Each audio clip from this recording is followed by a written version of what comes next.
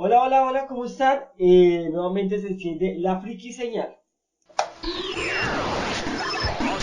En el Salón de la Justicia. Bueno, en esta ocasión estamos nuevamente con Simón. Hola, Simón. Hola, hola. Y estamos con Sergio. Hola, Sergio. Hola gente, ¿qué más? Bueno, entonces, ¿qué? ¿Cómo nos ha ido? Bien, bien, podría decirse. Bien, bien, sí, podríamos decir que bien. Excelente. Y entonces vamos a iniciar en esta ocasión. Vamos a hablar de...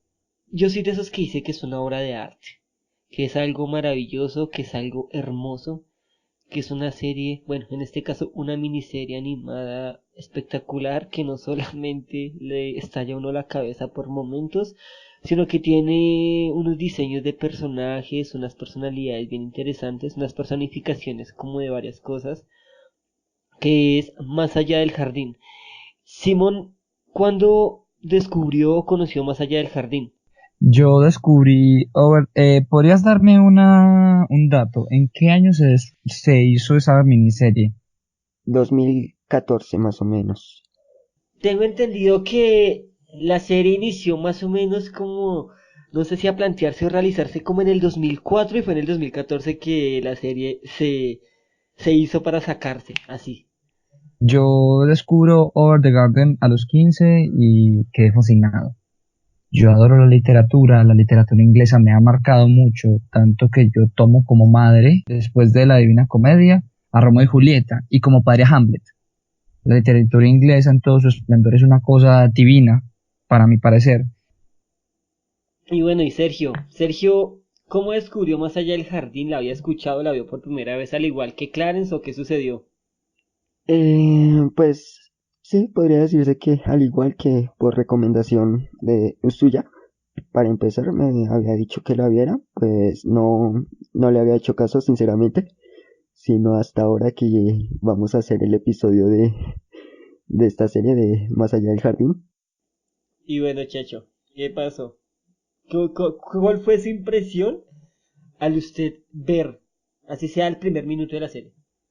Pues digamos que al principio me chocó bastante la animación, o sea, porque bueno, empecé por el capítulo piloto, me pareció súper rara, no sé por qué, o sea, es una animación sí sencilla y como muy apta para niños, pero en cierta forma se me hizo muy rara, no sé, algo me chocaba con respecto a la animación.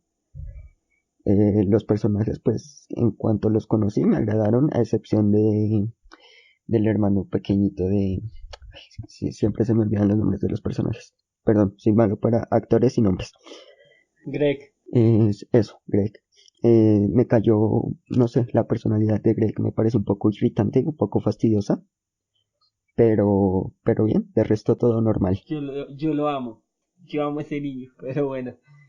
Cuando yo me acuerdo que yo estaba empezando a ver Cartoon Network nuevamente. Bueno, no, realmente ya estaba metido, pero entonces me estaban viciando con él cuando salió Más allá del jardín.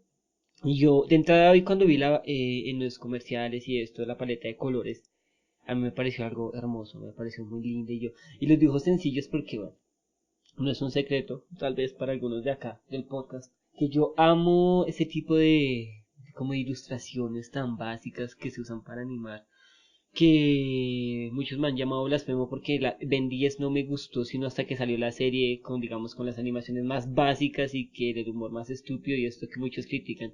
Siempre me han gustado este tipo de animaciones porque bueno, por su versatilidad y demás cosas. Y salió y dije, ve, me la quiero ver. Tuve la mala suerte de que no podía verla. Siempre que iba a verla porque iban a pasar todos los capítulos seguidos, no podía. Entonces, siempre daba era cuando daban capítulos sueltos. Entonces, en mi cabeza, de los 10 capítulos vi aproximadamente 7. Pero todos los vi en desorden. Entonces, para este podcast me tomé el trabajo de verla 2 veces el mismo día y fue una experiencia realmente espectacular. La serie, como me pareció la primera vez, me pareció una cosa divina, hermosa, con bastantes cosas como extrañas y ocultas que ya más adelante vamos a hablar. Gracias a Simón con el tema de las referencias y con Sergio un tema de unos datos curiosos que nos estallan la cabeza. Pero sí yo vi cosas bastante extrañas que me gustaron mucho. Por ejemplo, Simón, porque está ligado esto con la literatura inglesa. Cuéntanos. A ver, porque estamos mirando uno de los clichés más grandes que tiene la literatura inglesa, que ha tratado la literatura inglesa, y que es un tropo, si lo queremos llamar así, de la literatura inglesa, y es el sueño no sueño. Esto es de Alicia en el País de las Maravillas, eso es una referencia brillante, en especial por cómo Greg y el hermano viven esto, y ahora que Checho dice que odio a algún personaje, a mí no me pudo caer bien la pajarita, me caía como una patada, pero baja, muy baja, me dolía. Era una supuesta voz de la razón, pero una supuesta voz de la razón que estaba más perdida que cualquiera. Y entiendo que la cuestión del perderse también es algo muy Oscar Wilde, muy referente a el retrato de Dorian Gray, a Demian y cosas así, pero es muy baja la patada. Además, el pesimismo que tienen algunos de sus capítulos, porque hay 2 que 3 capítulos que son eh, full pesados, muy, muy pesados y muy pesimistas, también vienen siendo muy herederos de Huxley, o más bien de su estilo de escritura, o eso me parece a mí. Sí. Entonces es el cuestionamiento básico de, bueno, ¿y en qué punto el autor sigue siendo el autor y el autor no es la encarnación futura o real de esos mismos autores ingleses del pasado? Ahí lo pienso yo, o sea, me parece que el autor fue tremendo a la hora de encarnarlo en una animación tan corta, en una animación tan vívida y en una historia tan condensada. Yo quedé feliz. Esa serie me encantó. Ya que, como es que Simón dice esto del sueño en el sueño, Neil Gaiman también es inglés, ¿verdad? O es de esta región, ¿verdad? Yo creo que sí. Y el man escribió también Coraline, que ha sido comparada también con este tipo de historias que son como de, ¿fue real o no fue real? ¿Mm? Por ejemplo, una novela gráfica, porque eso ya no cuenta como cómic de lo pesada que es, diría yo. Una novela gráfica que es muy realista y vista muy desde el punto de vista del sueño y del soñar. Sandman Overture. Recomendadísimo. Buena recomendación, la tendré presente, tengo que leérmela, tal vez después de terminar Mundo Disco, que ni siquiera lo he podido iniciar. Sergio, Señor, en esta serie, ¿qué vimos con relación a, como a la conexión que tiene con el mundo real, o sea, con el mundo en el que nosotros vivimos?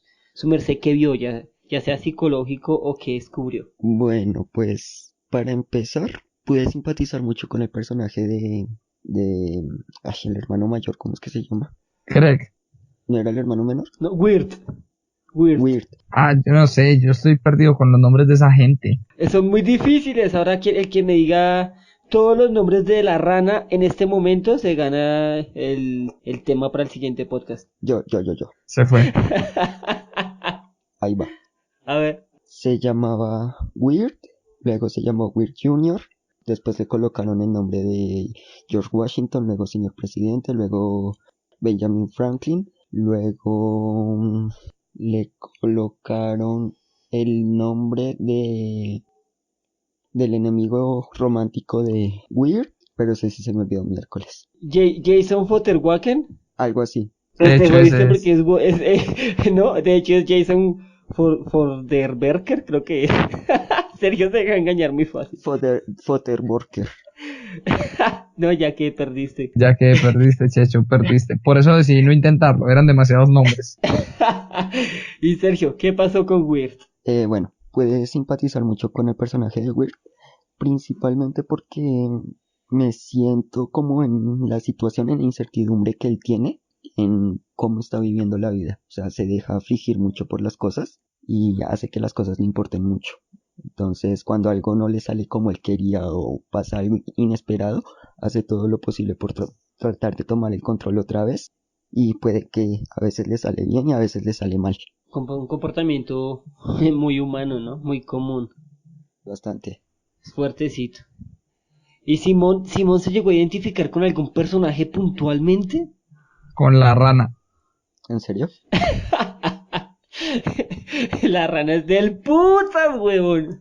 Parce, es que, a ver, lo que pasa es que yo soy un ser que considera que la constante transformación y la equivalencia de estar en un punto fijo me parece muy inútil para ser humano. Ser humano significa cosa consciente, siendo sincero, desde sus raíces. Entonces, en el punto de lo de la conciencia, yo me muevo mucho en ello y a mí me parece que ser consciente es el hecho de transformarse cada que es posible, cada que le cambian a la rana el nombre, es una transformación distinta y significa que es un día distinto. Para mí, el cambio de nombre son las etapas que he tenido que pasar por mi vida, y más una vida que ha sido muy aporreada. No había caído en cuenta, no había caído en cuenta, eso tiene mucho sentido. Sí, Cada cambio de nombre es una transformación. tiene mucho sentido para mí. Qué buen apunte. Sí, la verdad no encuentro fallas en Sí. eso, ni una. ¿Y qué tal la referencia de la rana, de que se comporta como la ranita de los Looney Tunes? Oh, sí, De que sí, canta. esa referencia es letal, en especial por la animación tan simple. Sí, fue espectacular cuando yo la vi cantar con esa voz tan profunda y tan espectacular. No pude evitar imaginarme al pobre señor obrero ahí enloquecido viéndola cantar. Sí, yo me sentí igual, en especial porque yo crecí en esa época en que Cartoon Network pasaba los Looney Tunes a las tipo 7, 8 de la noche porque no tenían más que pasar y pasaban los clásicos, pasaban desde 1950 hasta Los 1990. clásicos, sí. Entonces sí, me sentí muy en esa época de la niñez. A mí me encantó. Yo repetí esa escena. Yo me creo que cuando yo la vi, la repetí como unas 3 veces porque no pude evitarlo, no pude evitarlo. Y más que cuando la rana canta, pues menciona el nombre de la serie, ¿no? Sí. Y Sergio. Yo, digamos, no crecí tanto con los Looney Tunes. O sea, la serie más fresca que tengo de los Looney Tunes fue la que sacaron también como en 2014, si no estoy mal. De... ¿Cómo es que se llamaba esa? Los Looney Tunes... The Looney Tunes Show. Eso. Oh, no, no me recuerdes esas malas decisiones de Warner Bros., por favor. Pero es mejor que Lunatics. Oh, shit. Ok, aquí van a empezar pesos pesados de los malos gustos, así que por favor, continuemos. Bueno, pero lo que sí, la rana me recordó fue a la rana René. A Kermit. No, nosotros crecimos en una época en la que se llamaba René. Ujú. Eso fue en... Yo Y le digo y a por mí su me nombre tocó. original. Lo siento, soy más joven que ustedes. Ah, sí, paila. Ahí sí lo entiendo. Ahí sí lo entiendo y le doy toda la razón. Porque, por ejemplo, yo crecí llamando a Goofy Tribilin. Sí, yo también lo conocí con Tribilín, pero hace poco leí un artículo y eran dos personajes distintos. Muy distintos, literal es por eso que ya se le llama Goofy. Tribilín simple y sencillamente era la trivialización de un Goofy más estúpido, que se hizo mucho antes. Ujú. Es como el primer Porky. Ujú. Ok, buen dato. No sabía esa parte.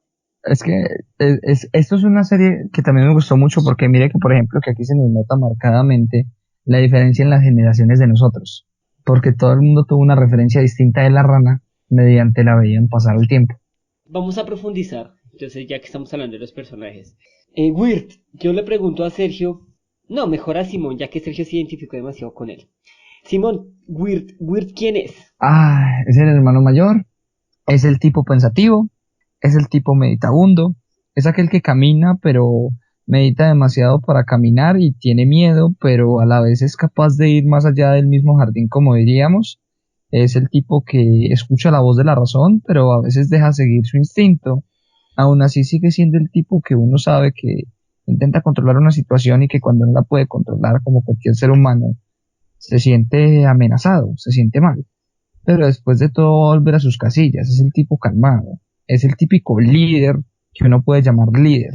Sergio, usted me va a decir quién es Greg. Es el hermano fastidioso, diría yo, el que vive encerrado en su burbuja, en sus fantasías, y que no ve las dificultades con las que los demás tienen que afrontar. O sea, en cierta forma también es como el optimista entre los dos, el que siempre está diciendo, el que siempre está dándole como ese apoyo a Weird, pero a veces llega a ser tan cansón que me hizo dar rabia.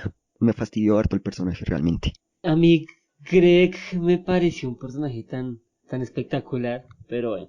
Es que sí, es como ese impulso a hacer las cosas y esa parte ciega me recordó mucho a Mort, el de Madagascar, Sí, sí, sí, sí, sí. Ah, sí. al Nemo más chiquito y también Y tengo que Ojoni. decir que sí, igual, También que sí. puede ser fastidioso, pero jamás ningún personaje va a ser tan fastidioso como Alegría de Intensamente. Ay, por Uy, favor, no, completamente. no.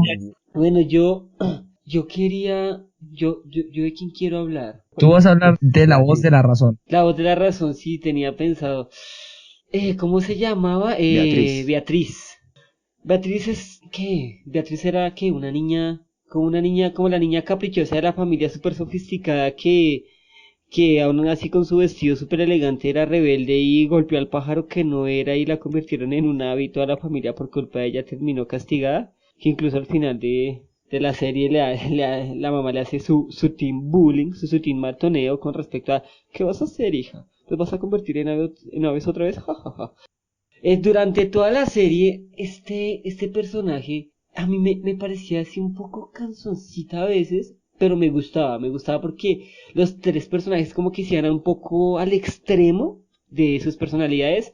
Weird era extremadamente cobarde y era tal cual como lo decía Beatriz, que era como, él no actúa si no se lo ordena, él no es capaz de ir más allá a pesar de que ya estaban en el jardín. Y este niño chiquito, sí, era tan optimista, tan feliz que no veía nada, no veía realmente no veía la realidad, pero su imaginación me pareció fascinante. Y Beatriz era la amiga fastidiosa que quiere como que uno tiene ahí siempre, que quiere decir a uno las cosas, que quiere ser lo que dice Simón. La voz de la razón, la que tiene que estar presente como, oye, oye, soy tu conciencia, oye, oye, oye, oye.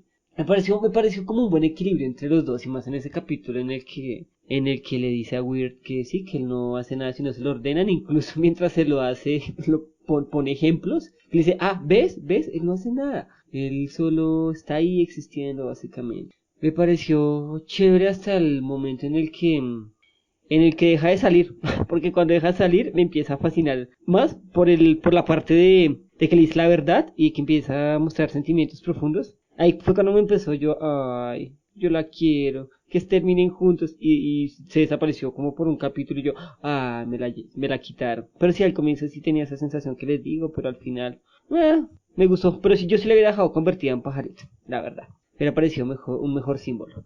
Yo lo hubiera desaparecido. Sergio, ¿qué hubiera hecho? No, yo la verdad, yo la hubiera dejado. De pronto sí, también al principio cuando empecé a ver la serie también como que empecé así como a chipearlos, o Sí, sea, como cuando vi que ella no quería como llegar a donde se dirigían, sí, yo dije, ok, esta chica está empezando a sentir como algo por por Weird. Weir y es por eso que no quiere, porque sabe que si llegan allá no se van a volver a ver. Sorpresa me llevé cuando me di cuenta que no, que ella no quería llegar allá, era porque sabía que eso era malo. Sí, ya como que les había cogido cariño. Yo Sí, hubiera querido, me hubiera parecido algo muy bonito a verla así como en la película de Alicia en el País de las Maravillas de Tim Burton, un director que... Pero eso cuando muestran a Absol en el otro mundo, es en el mundo real, en el de Alicia, me hubiera gustado haberla visto como parada en una especie, como en un árbol, viendo salir del hospital o yo qué sé. Me hubiera gustado haber visto una escena así que uno dijera, como parte de lo que hablábamos antes de el sueño que no es sueño. exactamente, como cuando vi la película del laberinto del fauno por primera vez que dije, ¿el fauno era real? Es que es muy difícil de tratar. Y si de por sí en un libro es complicado, en una serie tiene que ser Ujú. peor. Porque el sueño no sueño tiene que estar muy bien representado mediante lo que muestra el ambiente. Y ese es el problema. El ambiente a veces era demasiado onírico, era tan onírico que ver que que esa pajarita existiese, Beatriz existiese en la vida real, era una improbabilidad lógica por meramente cuestión del vivir. Entonces uno queda como, mierda, no, estamos como en punto de inflexión donde la realidad cae muy feo y tampoco es llegar hasta eso. Yo quiero que hablemos de una de las historias y uno de los personajes que hemos ignorado hasta este momento. ¿Cuál? El leñador, Uh, el man que va con la hacha. Puta, claro, el leñador, el que tiene la linterna de la bestia. Exacto. ¿Quién es el leñador, Sergio? Pienso que es dentro de todo este viaje, que es como para mí es una representación del limbo.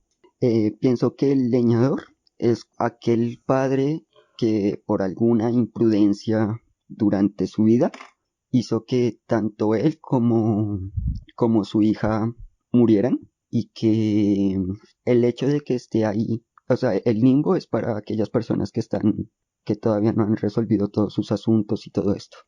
Entonces pienso que de alguna forma al momento de morir tanto el leñador como su hija, la hija pues no tenía nada pendiente ni nada de eso, sino que de una vez trascendió, fue al más allá pero el leñador sí, sin saber el estado que estuvo su hija, no podía trascender sino hasta saber que su hija estaba bien o no. Entonces allá es cuando aparece la bestia y yo creo que la bestia se aprovechó del leñador por esto. Le hizo el mismo trato que vimos al final de la serie, en la que le ofrece salvar el alma de su hija, pero que solo la puede meter ahí en la lámpara y que él la puede mantener viva si mantiene alimentando esa lámpara.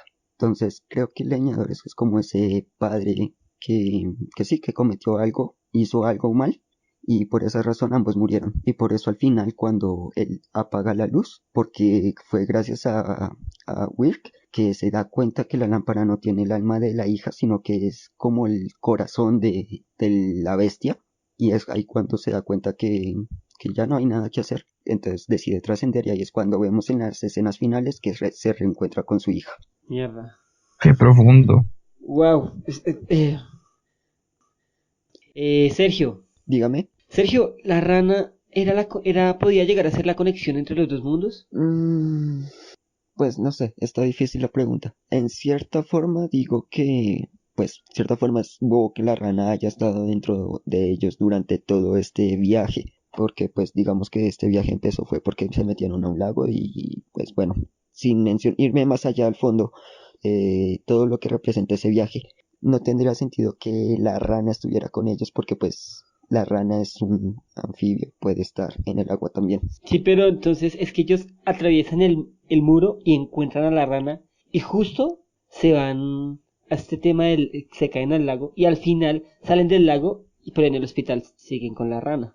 Y la rana fue importante durante todo el desarrollo de la historia. Pues Lo hackeó. ¿sabe que no? Yo creo que no, que fue como más, yo creo que fue más como casualidad que la rana estuviera tanto con ellos en el más allá del jardín, Sí, tanto en el mundo real, o bueno, lo que se vería como el mundo real, sí. y que más bien el hecho de que la rana al final alumbre también sería como parte de esa representación del sueño que no fue sueño. Ok. Simón, misma pregunta. ¿La rana puede llegar a ser la conexión entre los dos mundos o qué? Pues a ver, eso me acordó mucho cuando hiciste la pregunta a la... ¿Te acuerdas en el capítulo donde Finn fue al Reino Brumoso en Adventure Time? Sí. ¿Usted no se acuerda cuál era el portal? No. La rana, una rana dentro de un hongo. Dice que ¿cuál es el portal? Esa rana dice hongo y llega la rana y se monta en el hongo. Buenas tardes, su majestad, ¿cuál es la clave? Lo que sea, 2008 y lo mete a la fuerza. Mierda. La rana puede ser el portal, no la conexión. Sí. O sea, lo vi como algo parecido. Ella puede ser un detonante para el portal. Lo que pasa es que como todo, y como todo aquello que tenga que ver con ese tipo de fantasía, uno nunca va a despertar en el mismo lugar en el que inició, y más si viajó más allá del jardín. Sí me pone a pensar. Sí me pone a pensar totalmente en que la rana puede llegar a ser una especie de portal. Recuerda el capítulo en el que Homero está fantaseando porque está lamiendo sapos. ¡Ay, mierda, no! Ese capítulo es pesado. Los anfibios son como los gatos del bosque. Están en los dos mundos, en el acuático y en el de la tierra.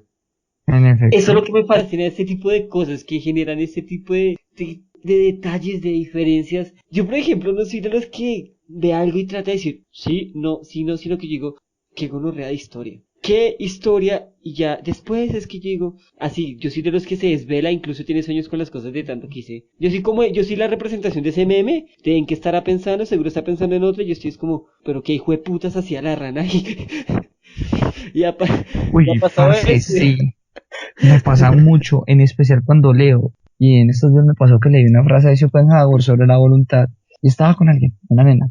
Terminamos de hacer la actividad que estábamos haciendo, era algo de tejer o algo así. Llegó, me dio un beso normal, relajado. Y yo me quedé mirando a la nada pensando en esa frase. Y me golpeó, porque me dijo así de frente, oiga, hijo de puta, usted está pensando en otro. Y yo no, estoy pensando en Schopenhauer. ¿Y usted qué hace? Y yo no sé, solo me dio ganas. Y a mí me pasa eso con series. A mí me pasa también eso con series, con contenido así super geek o cosas de las cuales yo ya me sé inicio, desarrollo y final. Y yo igual aún así quedo, pero ¿por qué fue puta lo tenían que matar a él? ¿Sergio alguna vez le ha pasado? Me ha pasado, pero no con con cosas que o sea, digamos así con series o eso. Me pasa con todo. O sea, usted me conoce a mí Sí, qué fastidio. y sabe que yo me puedo quedar media hora mirando un punto pensando. O sea, y puede ser cualquier bobada, o sea, puede ser porque desayuné esto, por algo que vi en el bus, algo que soñé, algo que me gustaría que hacer, algo que me gustaría que pasara, algo que vi, o sea, a mí me pasa, pero es por cualquier cosa. Casi siempre está pensando en Navidad, pero bueno. Sí, Lo por bueno si es que ya se hasta que cualquier. llega. No, cállese. No, cállese, no diga eso si Sergio está escuchando, por favor. Va a empezar a cantar puras canciones de Pastor No lo López. ¿Por qué rete, no no? lo Pero rete, ¿por qué por no? O favor, sea, no Pastor lo López rete. no es de Navidad, No, Pastor bueno, López es música más allá tropical. de Pastor López, más allá de Pastor López, vamos a seguir con Más allá del jardín. Esto se va a volver el más allá de Pastor Bueno, López, no. más allá de Adonai. No, por favor, no diga más referencias de eso, porque Sergio Verdad es lo que él pierde el control. Ok, Es como la estoy señora de pensando Lermy, que ya, es la ayúdeme. suerte. Esto es una ruleta rusa Sí. que cuando menos pensemos va a disparar a Checho. Bueno, Sergio, Dígame, como buenos hispanos que somos, vamos a seguir con el tema, ¿listo? listo. Bueno, Está toreando el toro. Simón, ¿qué datos curiosos o qué cosas curiosas descubrimos con respecto a esta serie o a su producción? Bueno, a la serie como tal son dos cosas. Su técnica de animación es una técnica que se utiliza desde hace mucho tiempo. De hecho, es una técnica muy vieja que viene y data de las primeras ilustraciones que se hicieron para cuentos ingleses. Ujú. Eso es muy inglés, total. Y a que no saben para quiénes fueron los primeros cuentos a los que se animaron de esa manera en los libros. No sé para quién. Los hermanos Grimm. Lo supuse. Obvio. ¿Ustedes no han visto que los cuentos de los hermanos Grimm casi siempre que tienen animación o tienen dibujos son parecidos? Sí, empezando por el sombrerito de Weird. Exacto. Todos estos cuentos son basados y toda esta cosmogonía, si lo queremos ver así, es básicamente basado en los cuentos de la Europa Central de 1300 a 1500. Sí, total. También se sabe, obviamente, que hay muchos autores referenciados, entre ellos Pratchett, Gaiman, Huxley, Wilde y un quinto autor que puede decirse que es muy referenciado debido al cómo el romanticismo tiende a ser trágico e inexpresado, sería Shakespeare, pero este es más implícito. Sergio, hablemos de lo que usted su merced encontró. Aquí no solo hacemos referencias a otros capítulos, sino de episodios pasados también de la Friki Señal. Y quiero hablar de Clarence. Lo cual fue muy loco, hijo de puta. Yo quedé como que gonorrea la vida. ¿Eso es una metareferencia? Exacto. Uy, Sergio, dígame porque, estoy mal, que después de que Sergio me dijo eso yo quedé mal, qué hijo de puta. Bueno, el capítulo anterior hablamos de Amiguito, ¿sí o no? ¿O no? Hay una escena, de hecho, la escena en la que Clarence está enterrando a Amiguito, en la que en el fondo del bosque se ven a dos personajes. Uno que tiene cabeza en forma de cono y otro que tiene forma como una forma muy... De volardo. Sí, como de un círculo. Entonces hay como, está como esa presencia, como por así decirlo, de que Greg y Weird estuvieron en ese momento en el que Clarence estuvo enterrando a Amiguito. Y lo otro fue ya al final del capítulo 10 de Más allá del jardín, que mostraron la ciudad de noche en la que viven Greg y Sarah y Weird y todos estos personajes, y es la misma ciudad que en la que vive Clarence. O sea, si ustedes miran el entorno, es la misma ciudad, solo que de noche. Lo único que cambia es un edificio enorme que hay, como si la ciudad estuviera como, no sé, como unos años en el futuro, como si fuera una dimensión paralela o algo así, ¿no? Exacto. ¿Me estás diciendo que Clarence y Más allá del jardín ocurren en el mismo universo? En O podría teoría, ser en una realidad diferente, ¿Me estás pero hablando la del ciudad es la multiverso? misma. eso, ¿Sí? gracias. Sergio, usted cómo hizo para encontrar esta mierda cuando yo veo y yo voy a investigar y busqué, yo mismo busqué el capítulo de Amiguito y lo comprobé y dije, mierda, sí, y busqué la escena panorámica de la ciudad de Más allá del jardín y sí, marica, es la misma, el boliche está en el mismo lado y no creo que hayan dos boliches con el mismo letrero y la ciudad con la misma distribución. Pues estaba buscando imágenes de la serie como para empaparme de de esta línea gráfica que tiene y encontré la imagen de una comparativa entre la ciudad de Clarence y la ciudad de ellos. Y fue como, ok, me metí a ver la imagen más detallada y entre las sugerencias estaba la que mencioné antes, la de que Weird cree que estuvieron en el entierro de Amiguito. No, no, no. Por favor, no. ¿Qué tal si Greg le hubiera puesto a la rana amiguito? No, marica. Amiguito ya era muy creepy como para llevarlo a un mundo donde si pudiera estar vivo, no jodas. Yo quedé jodido, weón. Yo quedé exactamente. Amiguito vuelve de la tumba diciéndole a Clarence como me enterraste en una fosa común. Ahora voy a declarar en tu contra. Fosa común. Dijimos fosa común. Pues está ese capítulo de las calabazas. También. Estaba yo también buscando datos curiosos. ¿Cómo se llama? Postfield. Resulta que encontré el dato curioso en Atomo Network, 107 datos, de que había un lugar donde los trabajadores, no me acuerdo de qué eran, campesinos, mineros, no me acuerdo, todos eran enterrados en una fosa común que se llamaba así. No es curioso que todas las personas de este lugar sean calaveras, sean cadáveres, sean esqueletos, y que los chicos están desenterrándolos y que cuando los desentierran es cuando viven. Sí, eran mineros Nodier. Eran Y mineros, ¿verdad? No es tan raro, es una referencia histórica, diría yo. Excelente, me pareció tan hermoso. Cuando yo lo descubrí, yo dije, ¡jue puta! Y más porque es mi capítulo favorito de Más allá del jardín. Sí, estuvo bueno, es una muy buena referencia. Muy opuesto a lo que pasa en Colombia, bueno, en muchos países, donde los acusan de esto, los acusan del otro, los acusan del otro, los acusan del otro, y el castigo es, hagan unas horas de trabajo. Reflexióneme ahí un momentico con su compañero. ¿Cuál fue el capítulo favorito de Simón y por qué razón? El último. ¿Por qué? Porque me gusta mucho el momento en que salen de la tierra onírica y vuelven a la tierra real. Y Whit se queda mirando al estanque. Él se sienta ahí, si no me equivoco, con la manta puesta porque pues van para el hospital. Y él se quedó mirando al estanque. Y todo lo que pasó no solo se le cruza por la cabeza, sino que yo me sentí identificado con ese punto de, bueno, y ahora que acaba de pasar esta experiencia, ¿qué voy a hacer? Es lo más loco que he hecho. Y sinceramente me gustó ese mundo, quiero más de ese mundo, pero volví al mío. ¿Cómo le hago? ¿Con qué vivo? ¿O bajo qué preceptos me debo de mover ahora si vengo de una tierra donde la realidad básicamente es una palabra y no una expresión que nos vuelva a todos un calificativo? Jodido, ¿no? Jodido. Yo lamería sapos. ¿Se quiere convertir en sapo? Queremos dejar en claro que la friquiseñal no está para que laman sapos, niños. Bueno, por eso yo pongo en los podcasts que esto es explícito, ¿no? O sea, señora, si su hijo está escuchando eso, no nos vaya a decir nada, porque ahí dice explícito. Y si tiene la palabra explícito, no es para niños. Y Sergio, ¿cuál fue el capítulo favorito y por qué? Yo estoy entre dos capítulos, realmente. ¿Cuáles? El 9º y el 10º. ¿Por qué? Principalmente porque en el 9º me muestran cómo es Weird, con todas sus inseguridades, con todo lo que le afecta prácticamente. Y me gusta en el capítulo 10º como esa conclusión que tuvo. Al final regresa al mundo, pero entonces ya no es el mismo Weird que se fue. Esta vez regresó y ya se sintió más seguro, más confiado, tanto así que invitó prácticamente, entre comillas, a una cita a Sara.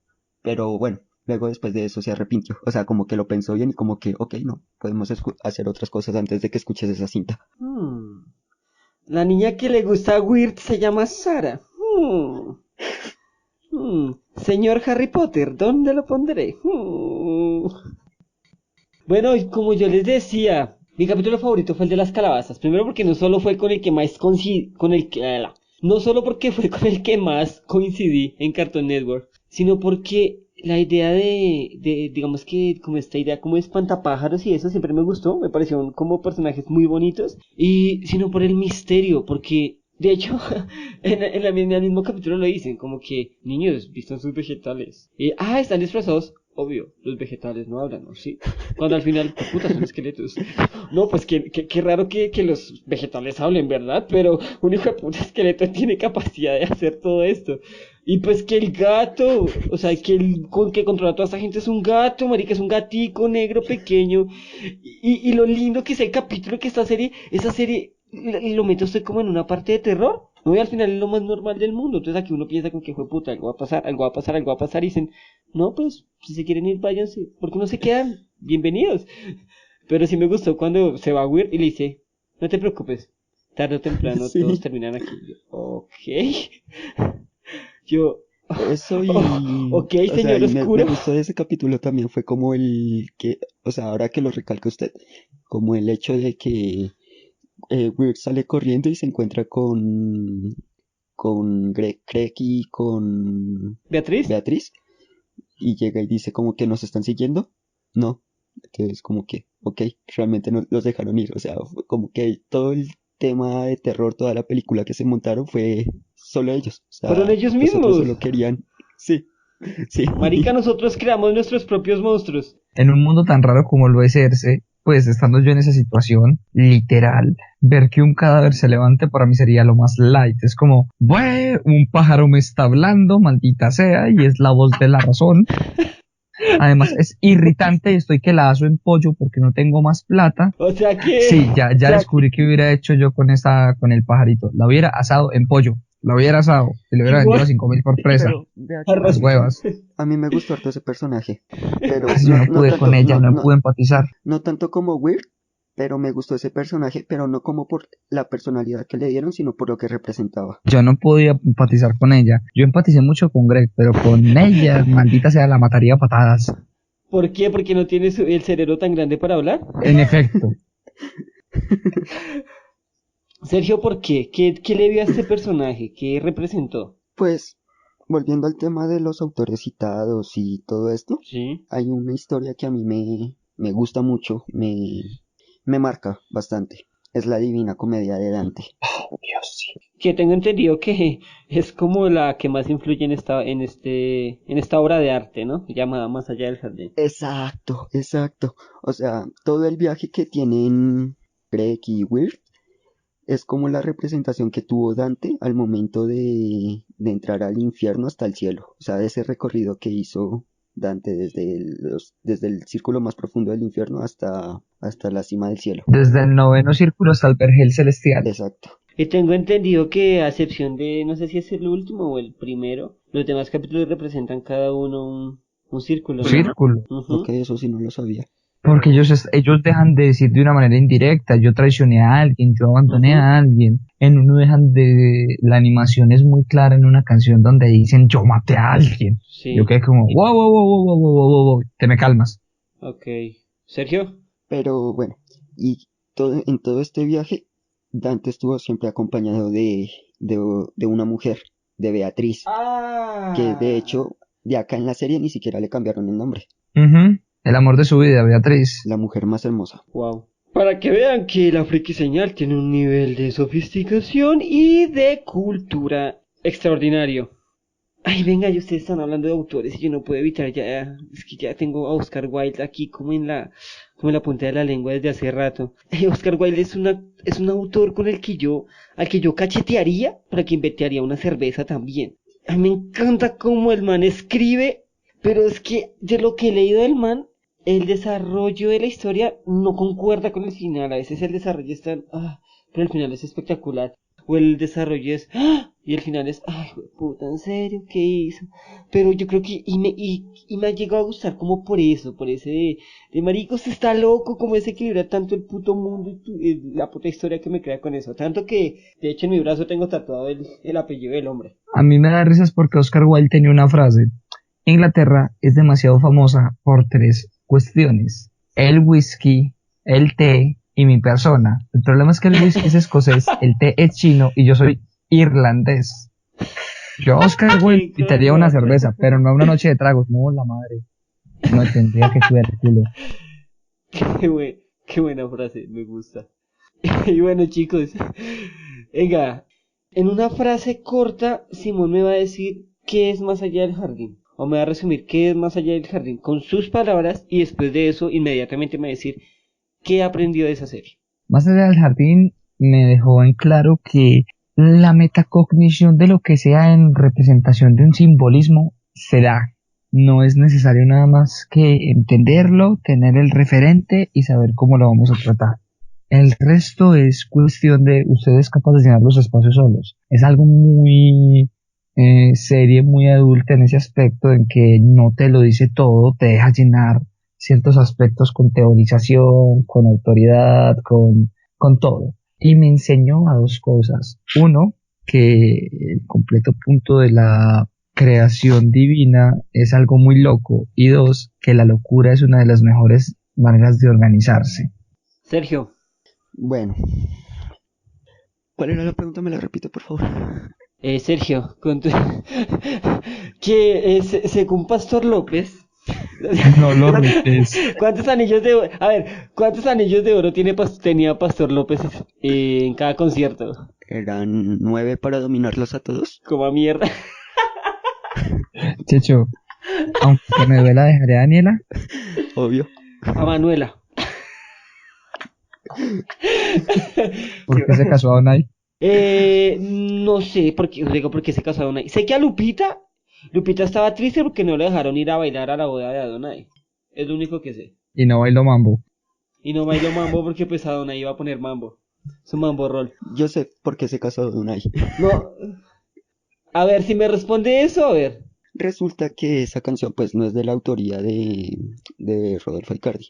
Esa canción la compuso alguien, no me acuerdo el nombre. El caso es que esa persona vivía en un pueblo, vivió en una época en un pueblo.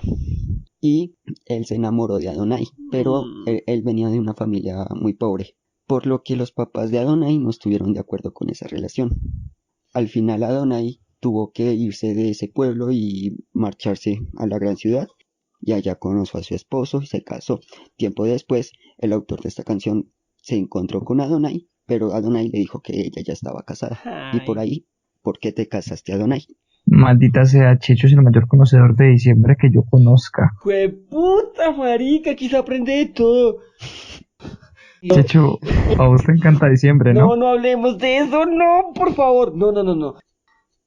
Sergio, entonces, por favor, con tus propias palabras, resúmeme la historia de Más allá del jardín y qué nos enseñó. Bueno, como ya lo dije antes, es como la representación de este limbo que hay, porque, bueno, pues todos los personajes que hay allá, de alguna forma representan algo que no es normal o algo, sí, pues algo paranormal, por así decirlo. Entonces está en los primeros capítulos el de las calabazas, son esqueletos. El, luego conocemos a un señor rico que al parecer tiene miedo a la muerte. O sea, tiene miedo como a los fantasmas, pero no, entonces no le tiene miedo a los fantasmas, sino a la locura. Pero entonces después no le tiene miedo a la locura, sino miedo a la muerte. Luego está esta chica demonio que asesina, que tiene como una cara esquelética cuando se vuelve mala. ¿Lorna? Lorna. ¿Qué más? ¿Qué otro personaje más hay? Bueno, ya hablé del leñador. Y bueno, y Wirk y Craig, que prácticamente Wirk, pues, y bueno, los dos niños, o sea, son niños, no quieren morir, pues nadie quisiera morir realmente. Wirk, pues prácticamente lo que quería era volver a su casa, no quería quedarse allí. Y pues en prácticamente la serie nos habla de eso, ¿no? Cuando pierden la esperanza es cuando finalmente se quedan ahí, cuando la bestia los logra atrapar, que prácticamente la bestia sería como la representación de la muerte real. Y algo a recalcar es cómo Craig, en su fantasía, en su sueño todo raro, ve que puede regresar, pero decide no hacerlo porque entonces Wirk se quedaría. Y Wirk estaba prácticamente ya en las manos de la bestia, salvo que Craig se entrega a la bestia para que Wirk pueda regresar. Y creo que ese fue un acto de madurez, por lo que tanto él ya también como que al liberarse de la bestia cuando lo logran rescatar, ya ambos pudieron regresar, porque ya ambos habían resuelto sus asuntos. O sea, se dieron cuenta, Will más que todo, se dio cuenta de su rol como hermano mayor, como ejemplo a seguir que tenía a Craig detrás de él. y aprendí pues prácticamente eso, o sea, no, las decisiones que tomo deben ser pues sí, bien pensadas y todo eso, pero tampoco debo de quedarme ahí porque si no voy a dejar muchas cosas pendientes y pues debo de tomar como la valentía, tener valor para hacer las cosas que me gustan, que quiero. Bueno, en mi caso, más allá del jardín, para comenzar hablando técnicamente, es una historia hermosa. Es una historia muy linda, bien trabajada, llevada de una manera sublime a la animación. Me recordó mucho el estilo de ilustraciones de Totoro, de la película de Watership Down y de otros tantas animaciones que he visto, digamos, de este tipo de culturas inglesas y asiáticas. Me gustó mucho en cuanto a su técnica, lo que representó, cómo con figuras básicas llevaron a cabo unos personajes espectaculares. La historia de Más allá del jardín es una historia de un niño que es un friki que Sí, hace poesía, sabe tocar un instrumento, está enamorado de una chica, no es capaz de hablar con ella, no se anima a hablar con ella. Tiene que pasar por un momento en el que está a punto de morir y ni siquiera ve su vida, sino ve una vida alterna al momento que entra a su posible muerte. Ve esta posible vida, esta vida fantástica. Y tiene que pasar por todo esto para poder tener el valor de hablar. Entonces es como que solamente estando al borde de la muerte se da cuenta de que debe tener los huevos para al menos animarse a sostener una conversación con esta niña, a llevar a cabo lo que tanto quiere. Entonces, más allá del jardín, es algo que yo creo que los amantes de la animación, de las buenas historias y que todo friki debería ver, por sus personajes, por aquel personaje de ese niño súper optimista, pero que es fastidioso, porque el personaje está hecho como un niño fastidioso, pero que llega a ser encantador porque es divino y su nivel de imaginación es genial, y es como ver a muchos niños con su tetera en la cabeza que él dice que es un elefante y él se ve como un elefante y me metí tanto con el personaje que yo lo vi como elefante muchas veces. Es una historia que todos deberíamos ver y mirar cómo la imaginación y cómo el hecho de tener que llegar a los extremos para tomar una decisión influye tanto en nosotros. Y bueno, yo les hago una pregunta, Simón. ¿Esto que le pasó a los chicos fue real? Yo voy a optar por un 50-50. Sueño o no sueño. Solamente voy a decir lo mismo que pasa con Alicia, como le dijo Absolem. En el momento en que tú creas que esto es real, va a dejar de serlo, y en el momento en que tú creas que la realidad es un punto pleno, significa que habrás aprendido lo que necesitas aprender. Yo digo que sí.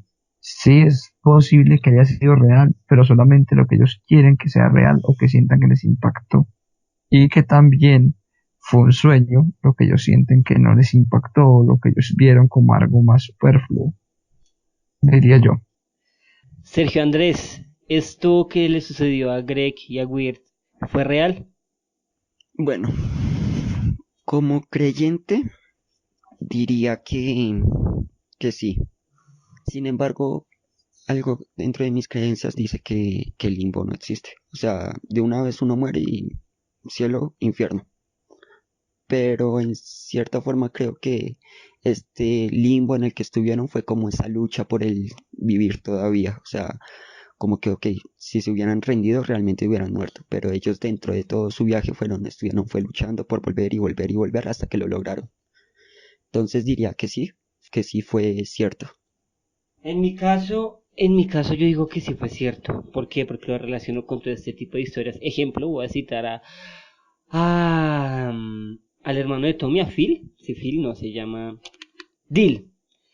A Dill en los Rugrats crecidos, cuando él cree mucho en los aliens y demás, y hay un capítulo en el que logra conocer a los aliens, logra compartir con ellos un buen rato, pero cuando ellos lo devuelven a la Tierra, lo devuelven justo al momento en el que partió. Y así hay muchas historias en las que las cosas suceden, pero todo vuelve al mismo punto. Entonces queda uno como, entonces se lo imaginó o lo soñó. Yo prefiero creer, como dice Simón, que la rana era un portal, como también pienso, desde mi punto de vista, que la rana era esa conexión entre los dos mundos, que ellos sobrevivieron solo por el hecho de que tenían a la rana y la rana era capaz de sobrevivir en ambos lados. prefiero creer eso, que sí fue real, que sí existió, que ellos vivieron eso, pero que en el momento de regresar sucedió exactamente lo mismo que con Alicia en el País de las Maravillas, que regresó al mismo punto para poder seguir con su vida y decir, bueno, qué decisiones voy a tomar. Este fue el episodio de Más allá del jardín, más allá de la Navidad, más allá de octubre, casi llega Más allá diciembre, de Donai. más allá de Adonai, descubrimos por qué se casó Adonai. Gracias, Sergio, has mejorado mi vida un poco más. De nada. De hecho, más allá de Pastor López, pronto prepárense para un posible paquete de temporada donde Sergio explique todo lo que tenga que ver con Navidad. Vamos a hacer un DLC al respecto, porque Sergio nos enseñó que Pastor López usaba nueve anillos de oro en sus conciertos porque cada uno representaba uno de los círculos del infierno de Dante Alighieri. Y bueno, entonces, Sergio, nada, quedamos redes sociales. No, aún no. La misma de la vez pasada. Pulco Rayal Piso Art en Instagram y en Facebook si les gustan las ilustraciones. Listo, Simón, ¿cómo aparecemos en Twitter, en Facebook, en Instagram? No sé. En Twitter, @SimonMT19, en Facebook, Simón Monsalve, en Instagram, ni para qué me siguen en Instagram, yo no subo fotos, como mierda, me llamo Simón Monsalve también, tengo una foto de Kirby. Y aprovecho este espacio pues aquí que tengo el marco de la palabra para enviar un saludo a un par de amigos que escuchan el podcast, están muy pegados del podcast y les gusta mucho. Pipe, Santiago, espero que todo en Buenos Aires esté muy bien. Pipe, espero que consigas trabajo, maldita sea. Yo aparezco en Instagram, en Twitter, tengo un canal malo en YouTube también, aparezco como Nodier Jojo. También pueden seguir a La Friki Señal en Instagram, en Facebook, en Twitter como Friki Señal. O pueden escribir nombre de red social.com/frikisenal con N. También recuerden que estamos en Google Podcast, estamos en iVoox, estamos en Anchor, estamos en Radio Public, estamos en YouTube, estamos en Plata, estamos en Deezer, estamos en Spotify y estamos contentos de poder hacer este podcast y llevárselos a todos ustedes. No sé si los chicos estos del podcast de FrikiCast nos están escuchando y si es así, pues les quiero enviar un saludo y que salgan adelante. Este es un medio que inicia y no olviden que en este tipo de medios no debe existir la competencia sino el apoyo. Así que, chao Simón. Chao, Nodir. Chao Sergio. Hasta luego a todos y gracias por habernos escuchado. Hasta la próxima. Así que, hasta la próxima frikis y en este momento se apaga la friki señal. Gracias y adiós.